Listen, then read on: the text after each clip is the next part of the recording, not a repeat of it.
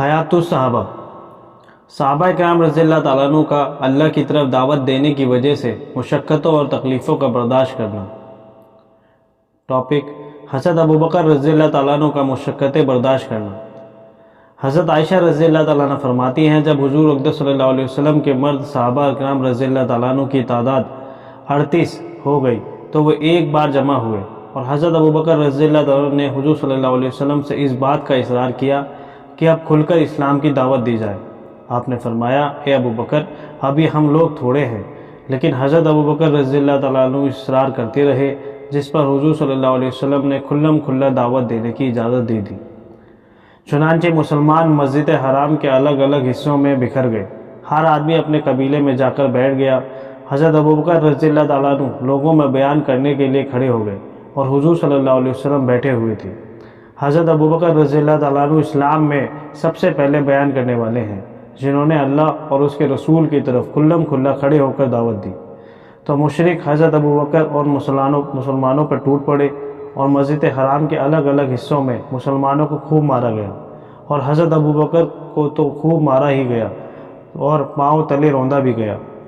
عتبہ بن ربیعہ فاسق حضرت ابوبکر کے قریب آ کر ان کو کئی تلے والے 2 جوتوں سے مارنے لگا، جن کو ان کے چہرے پر تیڑا کر کے مارتا تھا، اور حضرت ابوبکر کے پیٹ پر کوٹتا بھی تھا۔ زیادہ مار کھانے کی وجہ سے اتنی سوجن آ گئی تھی کہ ان کا چہرہ اور ناک پہچانا نہیں جا رہا تھا۔ حضرت ابوبکر کے قبیلے بنو تیم والے دوڑتے ہوئے آئے، حضرت ابوبکر سے مشرکوں کو ہٹایا، ان کو ایک کپڑے میں ڈال کر اپنے گھر لے گئے۔ انہیں حضرت ابوبکر کے مر جانے میں کوئی شک نہیں تھا۔ پھر قبیلہ بنو تیم نے مسجد حرام سے واپس آ کر کہا کہ اللہ کی قسم، اگر ابوبکر مر گئے تو ہم ان کے بدلے میں عتبہ بن ربیعہ کو مار ڈالیں گے۔ پھر قبیلہ والے حضرت ابوبکر کے پاس واپس آئے۔ حضرت ابوبکر کے والد ابو قحافہ اور قبیلہ بنو تیم والے ان سے بات کرنے کی کوشش کرتے رہے، لیکن وہ بے ہوش تھے۔ انہوں نے سارا دن کوئی جواب نہ دیا۔ تو دن کے آخر میں ہوش آنے پر حضرت ابوبکر نے بات کی تو یہ کہا کہ اللہ کے رسول صلی اللہ علیہ وسلم کو کیا ہوا؟ تو وہ لوگ حضرت ابوبکر کو برا بھلا کہنے لگے اور انہیں ملامت کرنے لگے اور اٹھ کر چل دیے۔ ان کی ماں ام خیر سے کہہ گئے کہ ان کا دھیان رکھیں، انہیں کچھ کھلا پلا دیں۔ جب وہ لوگ چلے گئے، ان کی ماں اکیلے رہ گئی تو وہ کھانے پینے کے لیے اصرار کرنے لگی، مگر حضرت ابوبکر رضی اللہ تعالیٰ عنہ یہی پوچھتے رہے کہ اللہ کے رسول صلی اللہ علیہ وسلم کا کیا ہوا؟ ان کی ماں نے کہا، اللہ کی قسم، مجھے تمہارے حضرت کی کوئی خبر نہیں۔ تو حضرت ابوبکر رضی اللہ عنہ نے کہا کہ آپ ام جمیل بنت خطاب کے پاس جائیں، ان سے حضور صلی اللہ علیہ وسلم کے بارے میں پوچھ کر آئیں۔ پھر وہ ام جمیل کے پاس گئیں، ان سے کہا، ابوبکر تم سے محمد بن عبداللہ کے بارے میں پوچھ رہے ہیں۔ ام جمیل نے کہا، میں نہ تو ابوبکر کو جانتی ہوں اور نہ محمد بن عبداللہ کو۔ ہاں، اگر تم کہو تو میں تمہارے ساتھ تمہارے بیٹے کے پاس چلتی ہوں۔ انہوں نے کہا، ٹھیک ہے۔ پھر حضرت ام جمیل ان کے ساتھ ان کے گھر آئیں تو دیکھا کہ حضرت ابوبکر زمین پر لیٹے ہوئے ہیں، ان میں بیٹھنے کی بھی طاقت نہیں اور سخت بیمار ہیں۔ حضرت ام جمیل ان کے قریب جا کر زور زور سے رونے لگی۔ انہوں نے کہا، اللہ کی قسم، آپ کو جن لوگوں نے تکلیف پہنچائی ہے وہ بڑے فاسق اور کافر لوگ ہیں، مجھے یقین ہے کہ اللہ ان سے آپ کا بدلہ ضرور لے گا۔ حضرت ابوبکر صدیق رضی اللہ تعالیٰ عنہ نے کہا کہ اللہ کے رسول صلی اللہ علیہ وسلم کا کیا بنا؟ حضرت ام جمیل نے کہا، یہ آپ کی ماں سن رہی ہے۔ حضرت ابوبکر نے کہا، ان سے تمہیں کوئی خطرہ نہیں۔ حضرت ام جمیل نے کہا، حضور صلی اللہ علیہ وسلم ٹھیک ٹھاک ہیں۔ حضرت ابوبکر نے پوچھا کہ حضور صلی اللہ علیہ وسلم کہاں ہیں؟ انہوں نے کہا کہ دار ارقم میں، حضرت ارقم کے گھر میں۔ تو حضرت ابوبکر رضی اللہ عنہ نے کہا، اللہ کی قسم، جب تک میں حضور صلی اللہ علیہ وسلم کی خدمت میں خود نہ حاضر ہو جاؤں اس وقت تک کچھ نہ کھاؤں گا نہ پیوں گا۔ حضرت ام خیر اور حضرت ام جمیل دونوں ٹھہری رہیں، یہاں تک کہ کافی رات ہو گئی، لوگوں کا چلنا پھرنا بند ہو گیا۔ پھر یہ دونوں حضرت ابوبکر کو سہارا دیتے ہوئے لے کر چلی، یہاں تک کہ حضور صلی اللہ علیہ وسلم کی خدمت میں پہنچ گئیں۔ حضور صلی اللہ علیہ وسلم ابوبکر کو دیکھ کر ان پر جھک گئے، ان کا بوسہ لیا۔ سارے مسلمان بھی ان پر جھک گئے، ان کی طرف متوجہ ہو گئے۔ ان کی یہ حالت دیکھ کر حضور صلی اللہ علیہ وسلم کا دل بھر آیا۔ حضرت ابوبکر رضی اللہ عنہ نے کہا، اے اللہ کے رسول صلی اللہ علیہ وسلم، میرے ماں باپ آپ پر قربان ہوں، مجھے تو کوئی تکلیف نہیں آئی، بس اس فاسق نے میرے چہرے کو بڑی تکلیف پہنچائی، اور یہ میری ماں ہے۔ جو اپنے بیٹے کے ساتھ اچھا سلوک کرتی ہے، آپ بہت برکت والے ہیں۔ آپ میری ماں کو اللہ کی طرف دعوت دیں، ان کے لیے اللہ سے دعا کریں، شاید اللہ ان کو آپ کے ذریعے آگ سے بچا لے۔ پھر حضور صلی اللہ علیہ وسلم نے ان کے لیے دعا فرمائی، ان کو اللہ کی دعوت دی، وہ مسلمان ہو گئی۔ صحابہ کرام رضی اللہ تعالیٰ عنہ حضور صلی اللہ علیہ وسلم کے ساتھ اس گھر میں ٹھہرے رہے اور ان کی تعداد 39 تھی۔ جس دن حضرت ابوبکر رضی اللہ عنہ کو مارا گیا، اس دن حضرت حمزہ بن عبد المطلب رضی اللہ تعالیٰ عنہ مسلمان ہوئے تھے۔ حضور صلی اللہ علیہ وسلم نے حضرت عمر بن خطاب یا ابو جہل بن ہشام کی ہدایت کے لیے دعا مانگی تھی، جو حضرت عمر کے حق میں قبول ہوئی۔ آپ نے بدھ کے دن دعا کی تھی اور حضرت عمر جمعرات کو مسلمان ہوئے تھے۔ ان کے مسلمان ہونے پر حضور صلی اللہ علیہ وسلم اور گھر میں موجود صحابہ نے اس زور سے اللہ اکبر کہا جس کی آواز مکہ کے اوپر والے حصے میں بھی سنائی دی۔ حضرت ارقم رضی اللہ تعالیٰ عنہ کے باپ اندھے کافر تھے۔ وہ یہ کہتے ہوئے باہر آئے کہ اے اللہ، میرے بیٹے اور اپنے چھوٹے سے غلام ارقم کی مغفرت فرما، کیونکہ یہ کافر ہو گیا، یعنی انہوں نے اسلام کا نیا دین اختیار کر لیا۔ حضرت عمر رضی اللہ عنہ نے کھڑے ہو کر کہا، اے اللہ کے رسول صلی اللہ علیہ وسلم، ہم اپنا دین کیوں چھپائیں جبکہ ہم حق پر ہیں؟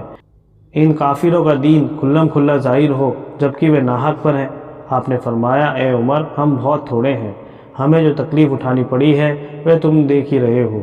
حضرت عمر رضی اللہ عنہ نے کہا، اس ذات کی قسم جس نے آپ کو حق دے کر بھیجا ہے، میں جتنی مجلسوں میں کفر کی حالت میں بیٹھا ہوں، میں ان تمام مجلسوں میں جا کر ایمان کو ظاہر کروں گا۔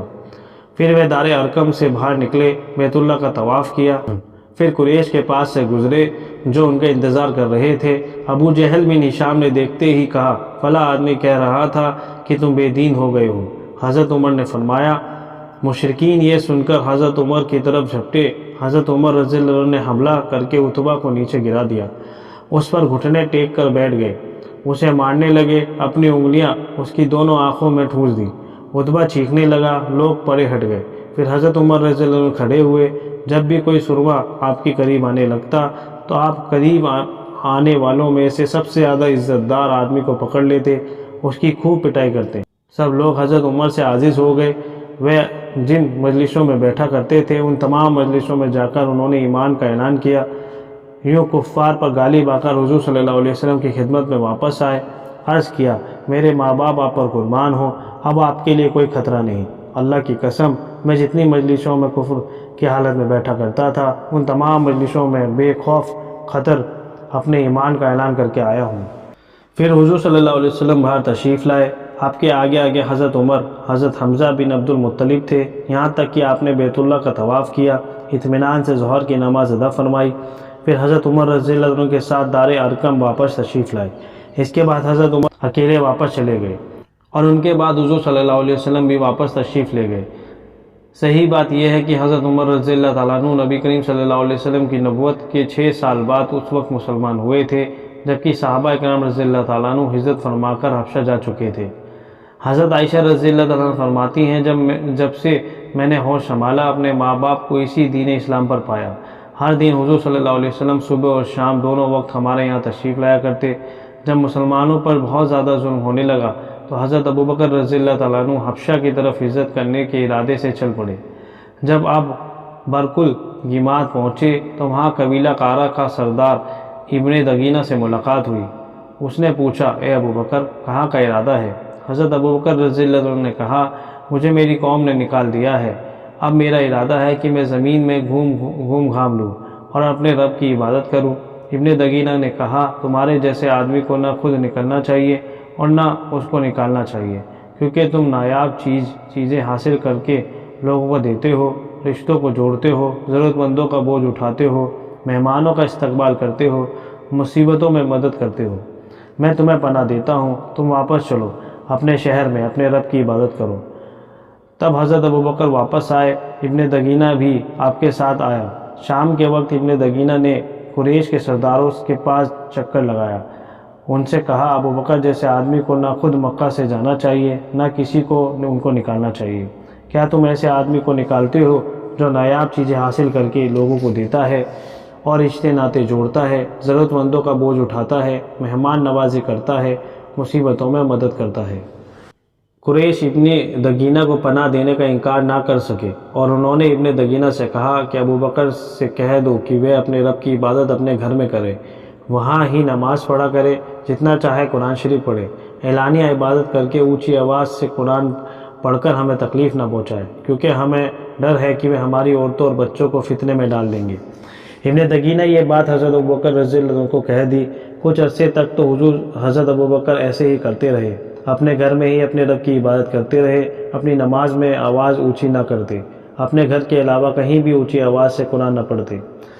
پھر حضرت ابوبکر کو خیال آیا تو انہوں نے اپنے گھر کے صحن میں ایک مسجد بنا لی، اس میں نماز پڑھنے لگے، قرآن اونچی آواز سے پڑھنے لگے تو مشرکوں کی عورتوں اور بچے حضرت ابوبکر پر ٹوٹ پڑے۔ وہ انہیں دیکھ کر حیران ہوتے، کیونکہ حضرت ابوبکر رضی اللہ تعالیٰ عنہ بہت زیادہ رونے والے آدمی تھے۔